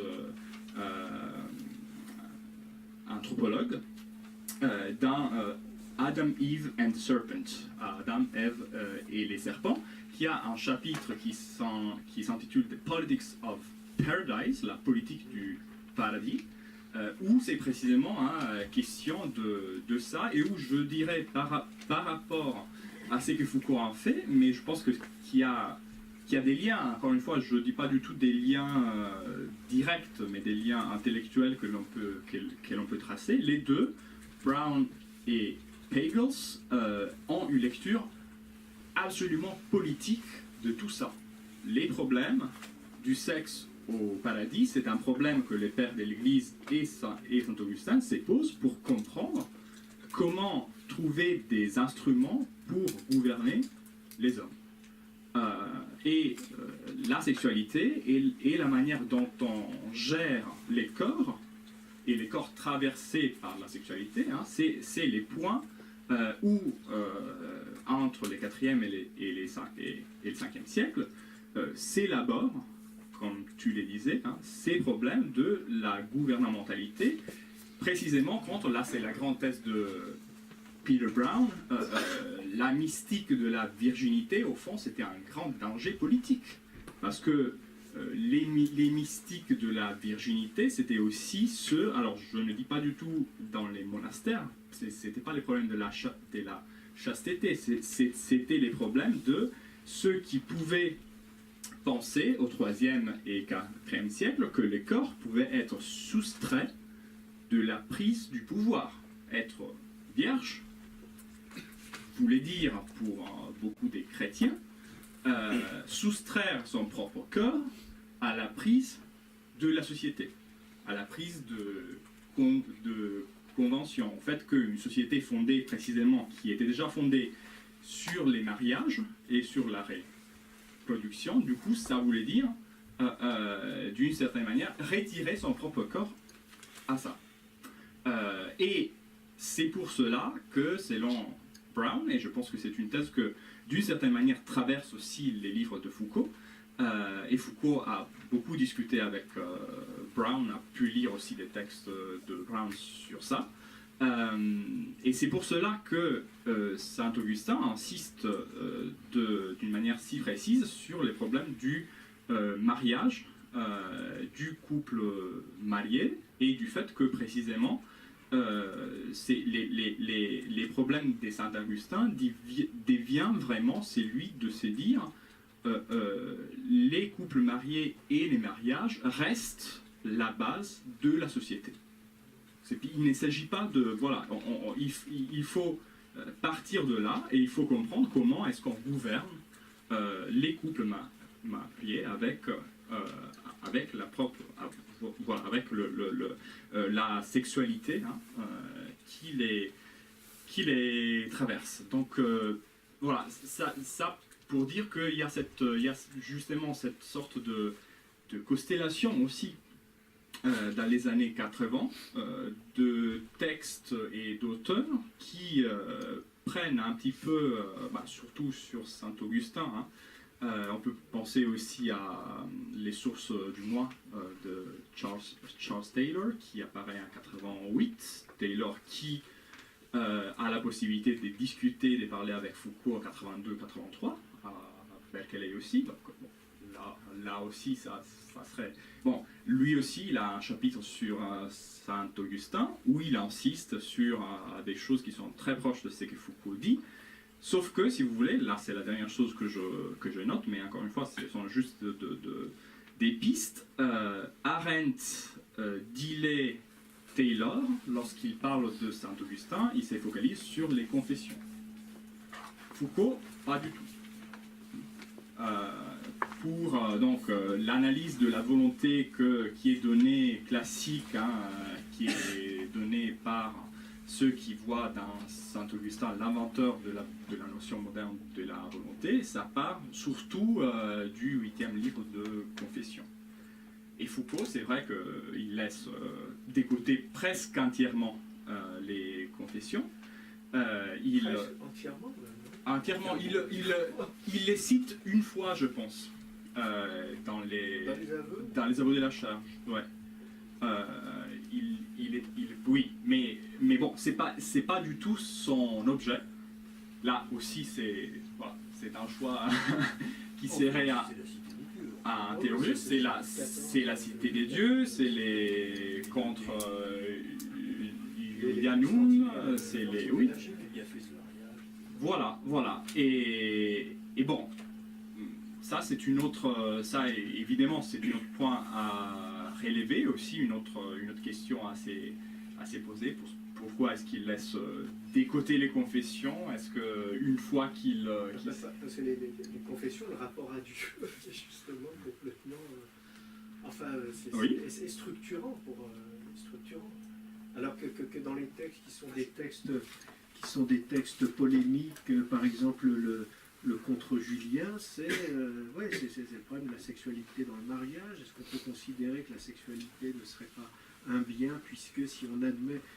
Parce que pour les pélagiens qui admettaient une sexualité au paradis, ça signifie qu'effectivement on peut user bien de ce bien qu'est le mariage. Après, tout le problème, ce que repère Foucault, c'est qu'au fond, quand la position des pélagiens va consister à dire le mariage est un bien, après tout le problème du rapport sexuel, ça va être justement le problème de l'excès et le problème de la souillure. Et tout ça, c'est des paramètres qui sont vraiment des paramètres anciens. Et propre de Saint-Augustin, c'est d'aller chercher du côté du problème du consentement, c'est d'ouvrir cette dimension. En tout cas, moi, c'est comme ça que je vois les choses. Mais j'ai retrouvé, parce que c'est tout à fait juste ce que tu dis sur le mariage, le moment où Foucault écrit « Le développement de l'administration impériale et l'effacement progressif des pouvoirs traditionnels donnaient à la famille, entendue comme cellule matrimoniale, un rôle de plus en plus important. Il la faisait apparaître comme l'élément de base de la société et le point d'articulation premier entre la conduite morale des individus et le système des lois. » C'est-à-dire qu'on voit bien, et ça a été, on l'a revécu avec le problème du mariage pour tous. Le problème du mariage est un enjeu évidemment politique tout à fait essentiel, de points d'articulation entre l'individuel et le politique. Oui, ça, je suis tout à fait d'accord avec toi. Il y a une question, au fond? Je vous remercie beaucoup pour votre exposé et je vais juste faire un éclairage, demander un éclairage par rapport au titre lui-même, parce que philosophie. Est-ce que vous pouvez peut-être fort vous lever et puis Hurler. Gueuler, alors. Oui, c'était... donc, je répète que je vous remercie pour votre exposé. Et le titre lui-même, je pense... bon, vous savez, en philosophie, vous savez bien, donc la formulation requiert une formalisation.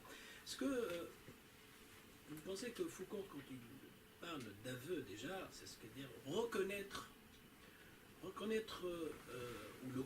la chair, ou le corps, enfin la chair, reconnaît, en fait, ou se reconnaît dans quelque chose qui est enraciné dans le patrimoine religieux, ou dans l'institution, vous avez rappelé, c'est-à-dire, contrairement à ses contemporains à l'époque, même si lui, à un moment donné, il a partagé, parce que c'est l'époque post-Seconde Guerre mondiale, après mai 68, il y a des émancipations, il y a des lois qui se sont installées. Déjà, il y a eu aussi, je pense que, est-ce que ce texte a été écrit après la loi IVG, c'est-à-dire la loi de Simone Veil? Voilà, vous voyez, il y a quand même un cadre juridique, il y a un progrès, et lui voulait peut-être, je pense, enfin, je ne sais pas, mon interprétation, je ne l'ai pas lu, je n'ai pas eu le temps, je l'ai acheté il y a 4 jours, mais d'après ce que vous avez exposé, c'est-à-dire on peut l'inscrire dans une perspective où Foucault voulait discriminer des choses, c'est-à-dire il dit, bon, la question de la chair, il ne faut pas la voir comme si c'était un déploiement par rapport à la liberté, il faut le voir sous l'angle d'un contentieux culturel, c'est-à-dire le christianisme, même si vous avez donné des statuts mythiques par rapport à la question de Adam et Ève, le serpent, ou alors on peut aller plus loin, ou en arrière, la question de Joseph par rapport à la reine, la femme du roi d'Égypte à l'époque, ou David avec la femme héthite, etc. C'est-à-dire cette question de la tentation, que même des figures religieuses étaient tentées. Et donc enraciner ça pour dire, voilà, il ne faut pas voir dans cette censure où le corps, où la chair, elle est éprouvée ou verrouillée, une question immédiate ou un choix, c'est toute une histoire, un patrimoine, il faut le désamorcer ou le comprendre à partir des textes. C'est-à-dire il y a un aspect sociologique, structuraliste, anthropologique, et non pas par rapport à un enthousiasme de ce qu'on appelle de nos jours sociétal. C'est-à-dire il voulait vraiment revenir à une racine pour développer cette question, la revisiter sous l'angle des textes eux-mêmes religieux. Vous voyez, il ne s'est pas décomplexé, il n'avait aucun complexe de revenir à Saint-Augustin ou de rappeler ces textes-là. Vous voyez, je pense qu'il y a quelque chose vraiment d'inédit, hein, vraiment. Hein. C'est-à-dire le fait, à son époque, il a osé revenir, et on le sait, ça, Foucault. Je pense qu'il a même... C'est comme s'il a réhabilité quelque chose par rapport au statut de la religion, en général, à son époque, parce qu'on sait que aussi... Je pense qu'il a été, à l'époque en Iran aussi, il a témoigné de la révolution iranienne, etc. Bon, il y avait une polémique à l'époque sur ça. Et c'est comme s'il voulait dire, bon, moi je ne vais pas voir comme à l'époque il y avait la théorie du sujet, bon, Badiou l'avait écrit, je pense à l'époque la théorie du sujet, l'être et l'événement, il y avait Lacan, il y avait Sartre, etc. Lui, il voulait vraiment aller au-delà de ce que Sartre ou même Merleau-Ponty ont placé par rapport au corps, c'est-à-dire les questions du corps, je suis mon corps, c'est-à-dire ce qui est premier le corps, il dit oui, d'accord, mais il faut expliquer ça par rapport au texte, et non pas comme ça par rapport à une ontologie. C'est-à-dire, il y a une ontologie moderne, mais en même temps il faut revenir à ce registre, on va dire, de l'Antiquité. Et puis Moyen-Âge, vous avez bien rappelé que c'est le platonisme aussi qui a installé cette idée aussi de la chasteté, mais d'un point de vue de l'amour. C'est-à-dire comment être désintéressé. Enfin, juste... Merci, oui, c'est vrai qu'il y a un exercice... Merci, excusez-moi. Vraiment, c'est un exercice qui est très très près des textes, hein, et ça vous soulignez, il y a cette dimension de retour à la lettre même des textes, et ils ne se contentent pas de dire le christianisme, etc. J'avais une question hier, là j'étais à une émission, on me disait, mais au fond, est-ce que, c'était la dernière question, est-ce que Foucault ne manifeste pas une certaine tendresse, j'ai trouvé le terme, par rapport à cette doctrine chrétienne? Bon. C'est vrai qu'on n'a pas du tout ici, par rapport au christianisme, quelque chose, j'allais dire, d'agressif. On n'a pas du tout une espèce de violence qui dénoncerait dans cette religion quelque chose comme le noyau de notre tristesse, de notre désespoir, etc. Il est, et ça il faut, je pense, s'en rendre compte, c'est que cette lecture des pères de l'Église l'amène à une confrontation avec des textes qui sont d'une puissance théorique tout à fait impressionnante. Je veux dire, il en prend la mesure. C'est-à-dire, c'est pas, on ne peut pas dégager ça d'un revers de main en disant oui, ça c'est de l'idéologie religieuse. Il a fait presque un exercice théologique. Oui, il y a à un moment donné. Il se coltine les textes de manière tout à fait précise, en retraduisant.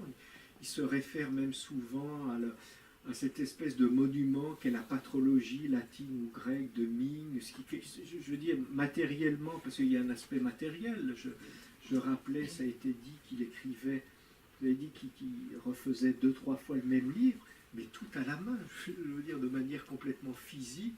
Il y a quelque chose d'assez impressionnant, et de manier parce que je veux dire, à l'époque, c'était pas, maintenant on trouve ça sur Google Books sans problème, mais enfin, physiquement manier la patrologie Ming, c'était quelque chose d'assez impressionnant. C'est vrai qu'il y a cette volonté de revenir à la lettre même du texte, et de ne pas se satisfaire de facilité anti-chrétienne comme ça. C'est pas du tout le cas. Il prend la mesure de l'importance de ça, même si après, encore une fois, les formules ont pu être laïcisées. Je ne dis pas qu'il fait le coup, qu'il fait pas le coup que Schmitt a fait à la politique, c'est-à-dire dire que tous nos concepts politiques proviennent du religieux. Il ne dit pas que toute notre expérience provient de là, mais cela dit, après, peut-être, je citais la lettre de Paul Venn qui disait, au fond, peut-être qu'aujourd'hui, le problème du genre apporte une nouvelle dimension. C'est vrai que sur la différence homme-femme, finalement, il y a assez peu de choses sur ce travail du masculin, féminin. Enfin, si, il y a des choses, non? Il y a la question, pourquoi est-ce que Dieu a créé l'homme et la femme oui, au paradis? C'est vrai. Pourquoi est-ce qu'il y a deux sexes? Pourquoi il y a deux sexes? Alors qu'il n'y a qu'un sexe d'ange. Oui, c'est ça, au niveau céleste, il y en aura plus. Et la réponse, c'est parce que Dieu savait qu'il chasserait l'homme et la femme du paradis. Et qu'à ce moment-là, ils auraient besoin de s'unir. Est-ce que tu m'as apporté des réponses ou sollicité des Non, elle n'est pas David Lambert de l'Église. Ah oui, c'est sa chasse. Alors, merci. Oui, alors, j'ai pas eu le temps de lire encore l'ouvrage, mais comme j'étais au colloque à côté, et puis à la BNF, j'avais noté justement l'intervention de Laurent Lavaux, qui était sur cette question de la volonté et de la question du consentement enfin, la lecture qu'en fait Foucault. Oui, mais je ne vais pas reposer la même, là. Mais quand même à partir de... Oui, parce qu'à la fin, je me demandais si tu allais dire le mot consentement dans ton intervention. Justement, sur ces questions de la division du sujet et de savoir si la psychanalyse est un retournement du christianisme, en tout cas de cet angle-là du christianisme, j'avais noté que ce que dit Foucault concernant le rapport entre la libido et la volonté, c'était qu'en fait la volonté était une modalité, la libido pardon, était une modalité de la volonté, et que du coup il s'agissait, le consentement c'était de savoir si la volonté acquiesçait à cette part d'elle-même libidinale, d'où division du sujet. Mais alors du coup, est-ce que ça ne ferait pas une différence, parce que c'est la volonté avec elle-même, c'est une espèce de volonté réflexive, est-ce que ça ne ferait pas une différence avec, dans la psychanalyse, le concept de pulsion, chez Freud, qui par contre fait le pont entre le corps et la psyché, et pas seulement une scène intérieure au sens d'une scène de la volonté avec elle-même. Je peux juste préciser quelques éléments. Alors c'est vrai, tu dis ça. Alors Foucault, à la fin du livre, a des formules assez frappantes lorsqu'il oppose Cassien et Augustin sur ces points de vue-là. Il dit, lorsque chez Cassien les problèmes c'était l'objet du désir, Donc les problèmes, c'est est-ce que j'ouvre les portes à cet objet que je désire, et donc les consentements, les consensus, c'est consensus, hein, c'est s'opérer sur l'objet. Chez Saint-Augustin, ou du moins dans la manière que Foucault a de lire Saint-Augustin, les problèmes, c'est les consentements s'opèrent sur la forme libidinale de ma propre volonté. Donc, d'une certaine manière, les consentements s'opèrent non pas sur l'objet de désir, mais sur les sujets de désir, c'est-à-dire est-ce que j'ai consent, ou du moins c'est comme ça que je le lis, est-ce que j'ai consent que moi-même soit un sujet qui désire? Est-ce que j'opère ces consentements par rapport à ma volonté, qui est une volonté désirante? Voilà, et c'est à partir de là, effectivement, mais semble-t-il que Foucault voit la possibilité de soustraire. Alors c'est vrai que moi je donne une lecture assez politique de tout ça, mais si tu veux, l'opération que Saint-Augustin du coup permet de faire, c'est que alors que encore dans une perspective comme chez Cassien, il y avait une certaine maîtrise qui était possible, parce que justement, alors il y a les problèmes de est-ce que je me trompe et tout ça, mais de toute façon les problèmes n'étaient pas cette réflexivité radicale. Hein. Une fois que les problèmes, c'est vraiment de me constituer, de donner consentement à moi-même en tant que sujet de désir, hein, et tout ça, alors c'est vrai que les problèmes principaux de la sexualité deviennent les problèmes du sujet et les problèmes de comment est-ce que l'on gouverne des sujets qui désirent. Hein. Comment est-ce que l'on gouverne cette partie de notre volonté elle-même qui nous échappe, mais qui en même temps est une partie qui nous constitue en tant que sujet qui désire. Et bon, donc est-ce que ça c'est en continuité avec ce que fait la psychanalyse? Est-ce que c'est... Alors je pense que ce sont des questions très, très complexes. Moi je suis d'accord avec Frédéric lorsqu'il dit effectivement que les travaux de la recherche sont en partie une sorte d'archéologie de la psychanalyse, ou de toute façon Foucault pose toute une série de problèmes qui peuvent ensuite être repris. Je pense que de toute façon il n'y a pas une traduction directe de la structure de la volonté chez Saint-Augustin, dans la manière dont la psychanalyse aujourd'hui, ou dans le XXe siècle en tout cas, a conçu tout ça. Et je pense que les problèmes que tu soulevais sur cet retournement de l'obéissance, de la libération et tout ça est vraiment central. Mais dans l'histoire de la folie, dans l'histoire de la sexualité, d'ailleurs tu les disais au colloque, bien avant la psychanalyse, l'acte d'hubris les plus incroyables dans l'histoire de la philosophie par rapport à cette structure augustinienne de la volonté, c'est les cogito, c'est des cartes. Hein. Si la volonté divisée amène Saint-Augustin à valoriser l'humilité comme la vertu principale, les cogitos des cartes qui impliquent le fait que, alors c'est vraiment moi-même qui fait confiance à moi-même. Il n'y a plus cette structure de la double altérité. D'une certaine manière, les cogitos des cartes est l'acte d'hubris qui coupe, hein, cette structure-là. Oui, non, trois choses. D'abord, dans la continuité de ce que tu dis, le propre, enfin ce qui est génial, ce que tu appelles l'hubris cartésienne, c'est la manière dont précisément Descartes dit qu'on peut faire confiance à son évidence, que c'est un acte de confiance, c'est-à-dire que voilà, et le propre de ces règles monastiques monastique chrétienne, c'est d'introduire un principe de suspicion généralisée. C'est-à-dire jusqu'à quel point est-ce que je pense ce que je pense, c'est ça. C'est ça le problème. Je reviens pour quand je parlais de continuité, moi je vais dire la manière dont je vois les choses, mais peut-être qu'en travaillant plus, je dirais autre chose, mais pour donner un exemple, au fond, quand tu fais un lapsus, quand tu as un rêve,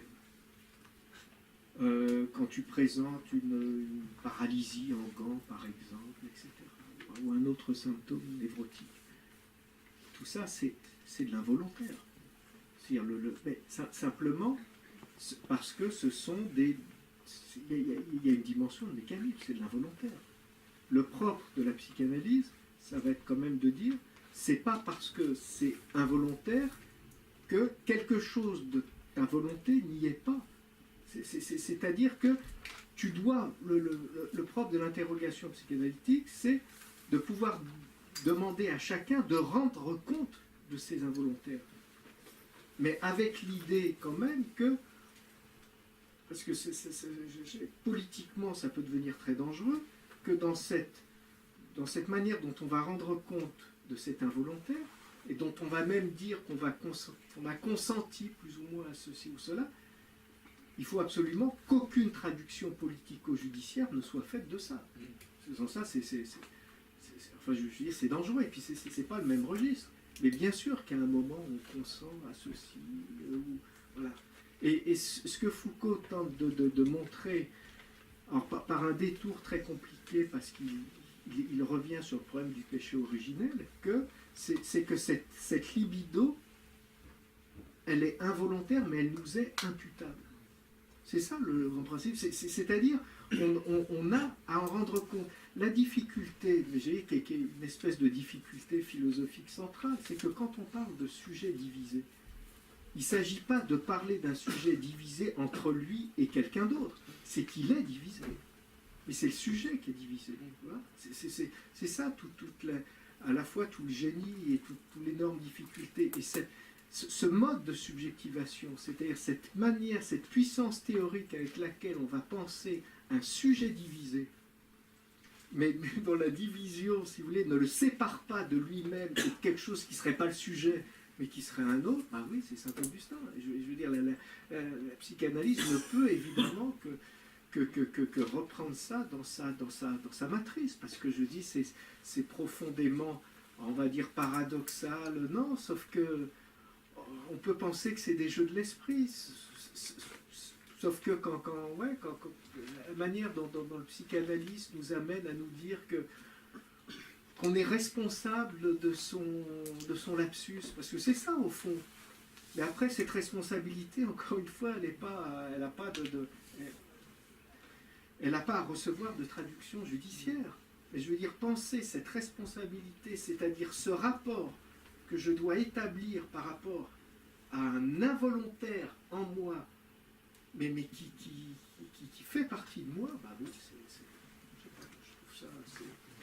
je trouve ça assez stupéfiant, la manière dont Foucault va déployer cette invention, cette découverte, ce formatage du sujet chez Saint-Augustin, ou dans tous ces petits... Voilà, c'est ce qu'il dit. Pardon, je prends beaucoup de temps, mais je finis là-dessus. C'est ce qu'il dit à un moment. Foucault dit, mais il faut bien voir que la principale notion pour comprendre le christianisme, c'est pas celle de faute, c'est celle de tentation. C'est ça. La tentation, c'est ce qui, dans ce que je veux, peut relever de la volonté d'un autre, tout en relevant de toute façon de la mienne, parce que c'est moi qui serai tenté.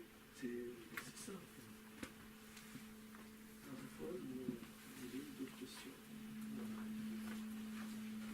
Je pense que s'il n'y a pas une dernière question...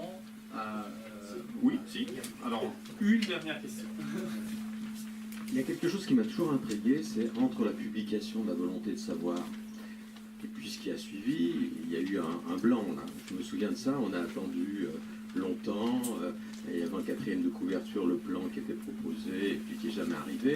Alors la petite histoire raconte que c'est un conflit avec Gallimard, etc., de publication. Je pense que c'est beaucoup plus profond que ça. Il y a quelque chose qui s'est passé là, y compris dans le contexte politique de l'époque qui a évolué très vite. L'écho de Solzhenitsyn, tout ce retournement là du sujet qui était très, très important. Donc est-ce que vous avez des lumières là-dessus? Puis peut-être une deuxième petite question, là, vous n'avez pas abordé, la question de l'aveu et de la confession, le parallèle entre les deux. Écoutez, alors, sur le premier point, d'abord je crois qu'il ne faut pas sous-estimer la profondeur du conflit avec Gallimard à l'époque. Hein, ça a vraiment été un conflit très, très violent, à tel point que Foucault avait décidé d'arrêter avec Gallimard. Il ne l'a pas fait pour les premiers volumes de l'histoire de la sexualité. Pour le deuxième et le troisième volume de l'histoire de la sexualité, quelque part, il n'avait plus tellement non plus la volonté de le faire. Hein. Il était déjà malade, mais le conflit a été très violent et il avait décidé de quitter Gallimard à cette époque. Alors, comme il est décédé, comme ses héritiers ont continué avec Gallimard, et qu'il faut bien dire, un certain nombre de représentants de Gallimard ont tout fait pour expliquer qu'il n'y avait aucun conflit, ça a été un petit peu oublié. Ça, je crois que c'est le premier point. Le deuxième point, je crois que l'interrogation, alors pour n'en rester qu'au problème qu'au problème de l'histoire de la sexualité, je crois que l'interrogation de Foucault sur son projet a été extrêmement profonde et qu'il a mis longtemps, à sortir du premier projet et à réaliser les suivants. Et s'il a mis longtemps à le faire, je crois que ça a été assez bien expliqué par ce qu'a dit Frédéric, c'est parce que ça a représenté un travail de lecture, d'analyse et de commentaire absolument énorme. Est-ce que c'est que la lecture? Est-ce que c'est le contexte qui a... J'ai pas le sentiment que le contexte. Oui, j'ai pas le sentiment que le contexte ait joué un rôle particulièrement décisif. Il y a un moment aussi la remise en cause de la forme même du livre comme intervention, Oui, je crois qu'il y a quelque chose qui s'est passé. Oui, je pense quand même que il avait un projet qui était parfaitement constitué dans sa tête. Hein. Il en a changé. Et il l'a changé. Et il l'a modifié, et je dirais, il est remonté 1000 ans en avant. Hein, et plus alors, il y a à la fois un travail qui a été grosso modo le travail des aveux de la chair, hein, plus le travail qu'a représenté l'analyse de l'Antiquité gréco-latine. Il ne faut pas oublier, alors ce qui est frappant quand même dans cette période, c'est que si Foucault a très peu publié, ou publié des textes relativement accessoires, je dirais, il a énormément, et ça on le voit bien, énormément prononcé de conférences. Des dizaines et des dizaines. Hein, on en a publié quelques-unes avec Daniélé. Au total, Foucault a dû prononcer à peu près, d'après ce qu'on avait identifié, 80 conférences. Alors, pas uniquement pendant cette période. Enfin, si vous prenez une année comme l'année 80, le deuxième semestre 80, il passe sa vie à prononcer des séminaires, à prononcer des conférences sur des sujets chaque fois très différents. Et quand il prononce des conférences sur le même sujet, même à 3 semaines d'intervalle, il les réécrit. Hein, c'est absolument fascinant. Donc, je dirais, il a énormément travaillé. Il n'a pas publié, mais il a énormément travaillé et produit. Et on le voit bien, ça porte exclusivement sur le problème de la gouvernementalité, d'une part, le problème, et puis le problème du christianisme, le problème du christianisme antique, le problème de l'Antiquité tardive. Hein, ça tourne vraiment autour de ces sujets-là. Et d'ailleurs, ils sont liés, puisqu'on a montré gouvernement. Je dirais, le christianisme est l'origine de la gouvernementalité. Alors, est-ce que les autres sujets ont joué un rôle? C'est tout à fait possible. Tout à fait possible. Je n'ai pas le sentiment que ce rôle ait été majeur. Sur l'aveu ou l'aveu-confession, c'est vrai qu'il y a une dimension dont je n'ai pas parlé, mais que Foucault croise à un moment et dont on voit, puisque j'en ai fait l'objet d'une annexe, qu'il la reprend et que ça, je veux dire, à la fois ça l'intrigue et ça le fascine, c'est la manière dont l'aveu, mais là je ne parle pas simplement du fait de verbaliser, c'est-à-dire de dire à un autre ce qui a pu nous traverser en termes de désir, d'élan, d'image, etc. Mais l'aveu de ce qu'on a pu faire, c'est-à-dire le fait, et qui est évidemment beaucoup plus présent, parce que pour les règles monastiques, il s'agit d'avouer, c'est-à-dire, c'est pas exactement la même chose. C'est vrai que dans les monastères, il s'agit de dire à l'ancien qui a pu nous traverser l'esprit, les mauvaises pensées, ce qu'on a pu à un autre, alors que dans les rituels de pénitence, il s'agit de dire publiquement ce qu'on a pu faire, comme ce qu'on a pu accomplir comme péché. Ça peut être un crime, ça peut être chose d'autre.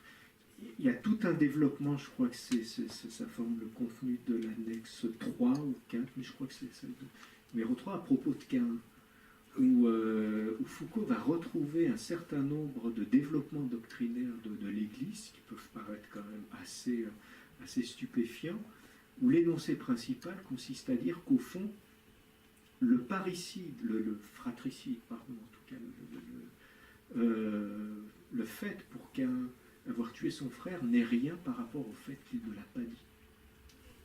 Et que c'est beaucoup plus... La phrase de saint Ambroise est « c'est pire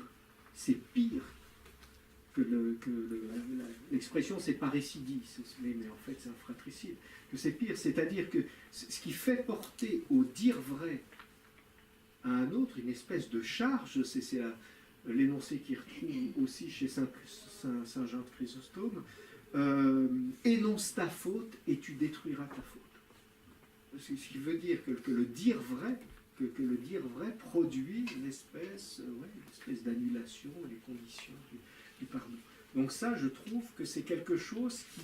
La manière qui est très important pour Foucault aussi, qui plus relevé après de l'histoire judiciaire ou autre, mais la manière dont on a constitué dans notre culture l'idée qu'au fond, le fait de mal faire n'est encore rien par rapport au fait que si on a mal fait, on refuse de le dire. Voilà. Alors ça, je trouve que c'est quand même assez fort. Ben, on le voit bien à travers certaines affaires judiciaires récentes. Oui. Le poids de l'aveu. Et aux États-Unis, le président, le mensonge, c'est ça. Ben oui, il n'a pas dit. Oui. Bon, merci beaucoup. Alors je pense qu'on peut s'arrêter ici. On remercie Alexandre et Frédéric beaucoup. Voilà, merci beaucoup.